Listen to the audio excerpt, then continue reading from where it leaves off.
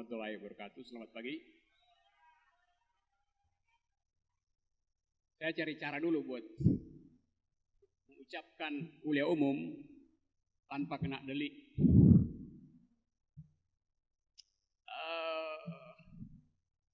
Saya senang diterima di sini karena setiap kali saya berhadapan dengan suasana kampus, selalu ada harapan tentang masa depan.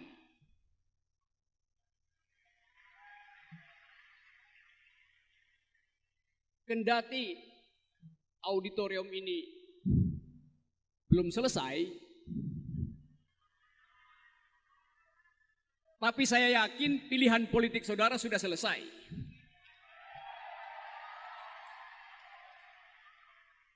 Kalau belum selesai pilihan politik, pasti saya nggak diundang di sini. Tapi yang lebih penting adalah mengingat mengapa kampus ini mengambil nama seorang tokoh di masa lalu yang kita kenal bersama di dalam sejarah bangsa ini, yaitu Sultan Agung. Pasti ada yang agung di dalam sejarah beliau. Hari ini ada seorang yang ingin jadi sultan, tapi kelakuannya kurang agung karena banyak bohong gitu.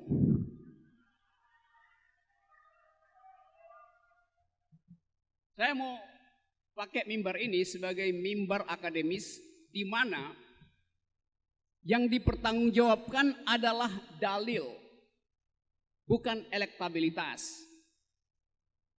Nah, kita ingin agar supaya tradisi politik kita mengikuti tradisi awal demokrasi, yaitu bertengkar di tingkat dalil. Karena politik dasarnya adalah uraian pikiran. Berpolitik artinya mengucapkan pikiran tentang keadilan. Itu soal penting bagi kita hari-hari ini. Nah, saya kagum tadi bahwa universitas ini tadinya universitas kecil, tidak dikenal. Tetapi kemudian diberi landasan infrastruktur ide oleh Pak Laude sebagai rektor awal, sehingga ada legasi hari ini, yaitu kita diberi metodologi. Kampus hanya tumbuh bila ada metodologi. Dan saya kagum bahwa ternyata kampus ini mendahului kurikulum nasional, mampu mendigitalisasi seluruh fasilitasnya tuh. Jadi ini kampus milenial dari 1 dekade yang lalu. Pemerintah baru mulai bicara tentang industri 4.0. Kampus ini telah mulai. 4-nya udah dimulai oleh kampus ini, 0-nya ada pada pemerintah saat ini. Karena di dalam era hari ini kita hanya bertempur dengan kekuatan ide, dengan kekuatan pikiran.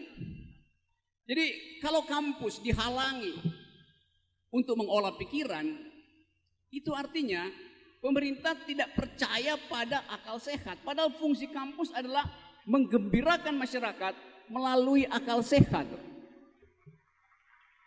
Saya selalu senang berhadapan dengan suasana kampus karena ada kegembiraan di ruangan ini. Ada suasana gembira dibandingkan dengan suasana di luar sana yang penuh kemarahan. Orang marah biasanya karena dungu. Jadi tidak mungkin ada kegembiraan di sini bila tidak ada akal sehat dialirkan. Dan kita ingin agar supaya hari-hari ke depan kita hanya bertarung di dalam fasilitas akal sehat. Karena hanya akal sehat yang tidak mungkin dimata-matai oleh kekuasaan. Akal sehat tidak mungkin dihalang-halangi oleh kekuasaan. Jadi kalau teman-teman Bawaslu di sini, saya kira benar, Bawaslu itu tugasnya adalah memperhatikan siapa berakal sehat, siapa berakal bulus. Itu sebetulnya tugas Bawaslu itu. Bukan mengawasi jari. Saya ingin uraikan ini lebih dahulu karena ini kebetulan forum akademis tentang fungsi dari Bawaslu secara akademis. Bukan mengajari, tetapi apa tugas etis dari Bawaslu. Saya menyebutnya tugas etis sebab saya terlibat di dalam diskusi awal ketika KPU dirancang di awal reformasi. Ketika Bawaslu didirikan, ketika seluruh perlengkapan teknis pemilu dibicarakan.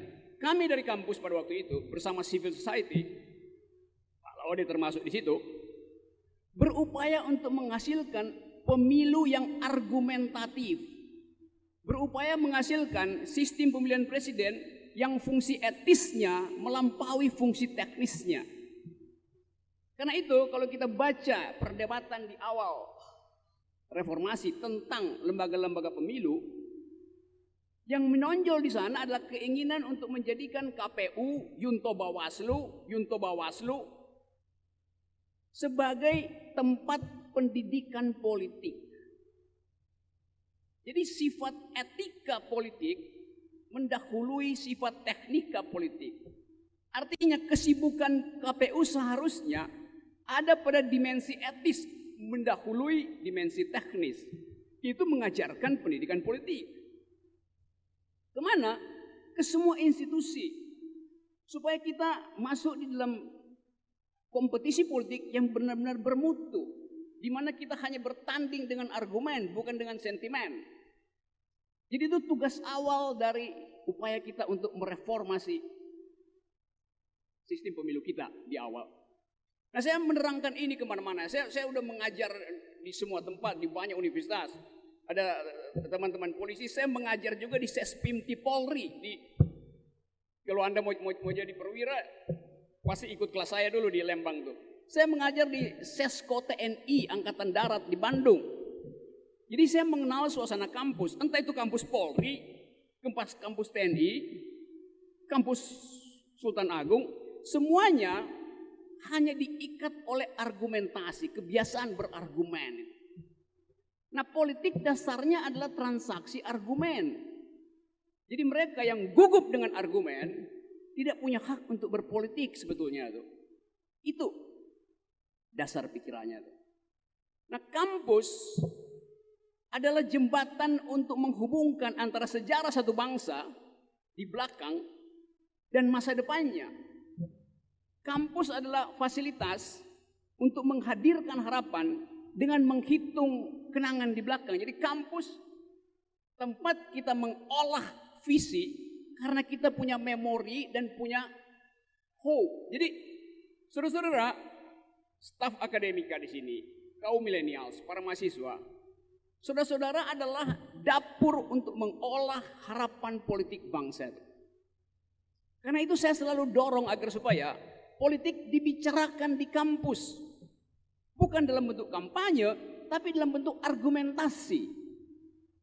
Karena proposal politik seorang caleg, calon gubernur, calon kepala daerah, apalagi calon presiden, proposalnya harus diuji di tempat di mana tersedia pikiran kritis, yaitu kampus. Kita nggak bisa menguji proposal politik presiden di atas panggung dangdut. Karena nggak ada fasilitas di situ. Karena itu sebetulnya yang mesti dilihat oleh penyelenggara pemilu, kampus itu tempat menguji pikiran politik. Jadi politik boleh masuk kampus, boleh masuk kampus. Apa artinya? Artinya harus dimungkinkan terjadi pertukaran argumentasi di kampus. Kampanye nggak boleh. Kenapa nggak boleh? Karena kampanye itu satu arah. Itu bedanya tuh. Nah sekarang ada kekeliruan. Dia akan masuk kampus, nanti kampanye. Saya nggak pernah kampanye di kampus. Kalau kampanye di kampus, saya nggak akan minta dipertanggungjawabkan. Saya akan minta tanya jawab. Saya nggak akan minta dibantah. Karena kampanye artinya tidak membantah. Kampus adalah tempat orang berbantah-bantahan itu. Dan itu sehat bagi demokrasi itu. Jadi mengapa menghalangi pikiran masuk kampus? Semua presiden Amerika di abad pertama, deklarasi pertama datang ke kampus. Dia ucapkan visi dan misinya dan Civitas Academica menguji bahasa pikiran dia termasuk bahasa tubuhnya itu. Karena mereka tahu bahwa kejujuran mengevaluasi hanya ada pada kampus. Kalau kampus setuju dengan pikirannya dikasih tepuk tangan, kalau nggak setuju dicaci maki. Ini terbalik-balik. Pikiran yang keliru, penuh kebohongan, ditepuk tangan. Karena nggak pernah diuji, tidak pernah diskrutinisasi di kampus. Jadi sekali lagi, fungsi kampus adalah mengucapkan kritik terhadap dalil apapun. Itu poinnya. Nah, kita sekarang seolah-olah disulap untuk menghindari pembicaraan politik di kampus. Itu yang membuat kita dungu. Karena kita hidup dengan petunjuk satu arah. Saya lihat baliho di mana-mana di seluruh Indonesia. Balihonya tinggi-tinggi, besar-besar. Tapi kita nggak mungkin bercakap-cakap dengan baliho. Kita ingin bercakap-cakap dengan caleg, calon presiden di tempat ini. Calon legislatif di tempat ini. Karena di situ ujian utamanya. Yang paling penting adalah pikiran kita tinggikan. Kalau bisa pikirannya lebih tinggi dari balihonya tuh. Nah, ini keadaan kita hari ini seperti itu. Akibatnya kita saling intip-mengintip, mencari kesalahan karena takut untuk menjadi diri sendiri. Orang yang takut menjadi diri sendiri akan berupaya untuk mencitrakan dirinya setiap hari. Dan Anda tahu apa artinya pencitraan? Pencitraan artinya mengemas seseorang melampaui standarnya. Artinya dia mesti ada standar dulu. Kalau nggak ada standar, dikemas dengan cara apapun, ya tetap di bawah standar. Nggak ngangkat, kata milenial tuh. Nah, kita sekarang ada di situ. Dalam keadaan menceritakan seseorang terus-menerus, tapi sebetulnya standarnya nggak ada. Karena itu pencitraannya dibikin berulang-ulang dan dengan kemasan yang berbeda-beda. Itu keajaiban politik Indonesia. Nah, kita hendak menghentikan cara semacam itu supaya kita bisa pergi pada harapan milenial. Coba kita lihat sekarang apa yang terjadi di kampus-kampus dunia. Kalau Anda ada di Amerika, di beberapa kampus di Amerika, Anda mendaftar di universitas, Anda akan dijemput oleh rektornya di stasiun kereta. Terus si rektor akan bawa Anda ke asrama, kamar Anda sendiri. Sambil dia mengatakan, besok pagi datang ke kantor saya, kata rektor, dan bawa kurikulum yang ingin Anda pelajari di kampus saya. Mahasiswa disuruh tulis kurikulumnya sendiri. Ada mahasiswa yang hanya ingin belajar 4 tahun. 8 semester dan hanya ingin belajar 3 mata kuliah, silahkan. Mungkin dia cuma ingin belajar tentang lingkungan hidup, teori mutakhir ilmu hukum, statistik dasar. Jadi dia dibebaskan untuk menulis sendiri kurikulumnya.